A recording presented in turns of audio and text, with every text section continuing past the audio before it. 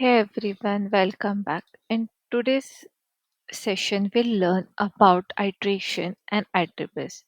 Understanding how iteration works will give us a deeper control over the loops, help you work with large data sets efficiently, and even build your own iterators for custom use cases. We'll start with the basics, go behind the scenes of the for loop, and then move into real world examples. So basically, what are iterables? An iterable is any Python object capable of returning its elements one at a time, so we can loop over it using a for loop. Okay. So common examples for iterables are lists, tuples, strings, dictionaries, and sets. These work with for loops because they implement a special method called iter. So let's see an example of this.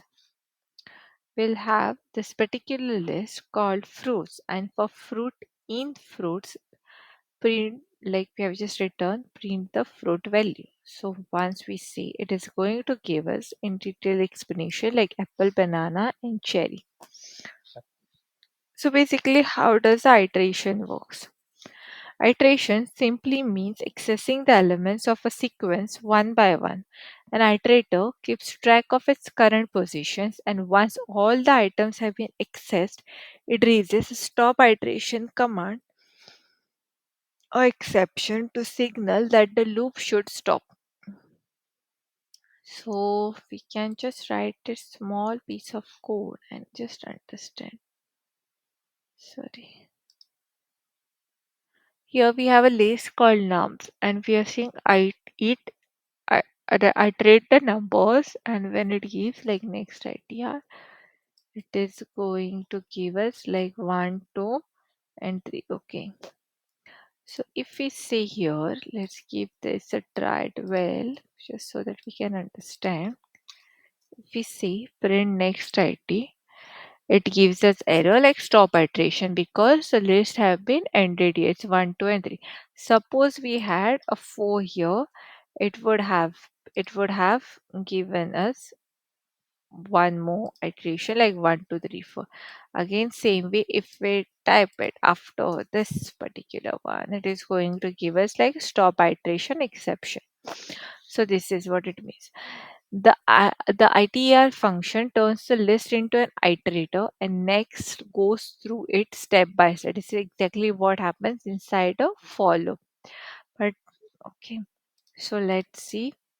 Using for loops. In most cases, we don't need to call ITR or next manually because Python's for loop does it automatically. So what does it mean is that suppose we have this particular piece of code, like we are using a for loop here for num in least 1 to 3 print the sum of num. So we are just going to like print the numbers in it. Okay. So this is what it means. So instead of writing the whole piece of code, a big one, we can just use a for loop in it and we can like have a shorter version of that particular code. So let's just understand what exactly happened. So iter obj creates an iterator objects for the iterable and next fetches the next item from the iterator. If we call it next it again after this last item, I then reads the stop iteration.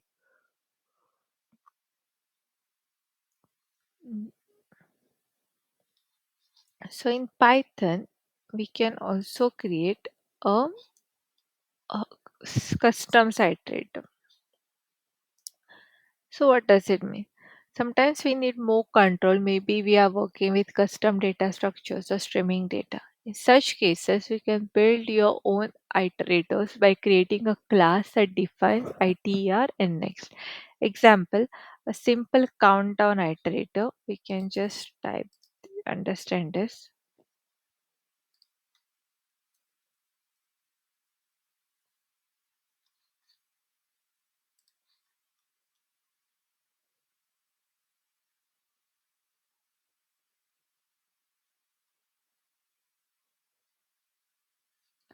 So here we have defined a class called countdown and we have defined a function in it, okay, like a constructor which runs to create a new countdown project. It takes a parameter like start. We have seen already seen about self. It's by default what we use when you are using a constructor.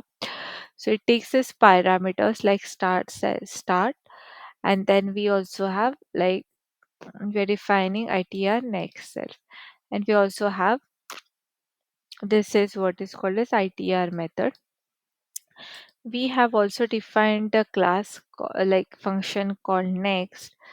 If self current is less than equal to 0, it raises the stop iteration. Okay. Value is equal to self dot current. Current minus is equal to 1. It returns out. So let's just run this program. It gives us a reverse counter like 3, 2, and 1.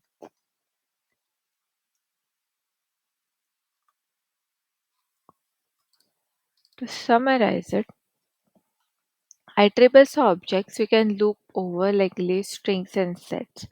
For loops work by calling itr and next. Iterators keep track of whatever where they are in the sequence. A really stop iteration when done where we have already seen in an example of list where we have a list of 1, 2, and 3, and when we say the iteration for the fourth time, it just like it gives us an exception of stop iteration. So we can create custom iterators to control the iteration logic, especially using in streaming. So this is a basics what we have to learn about iteration and iterables. Thank you for watching.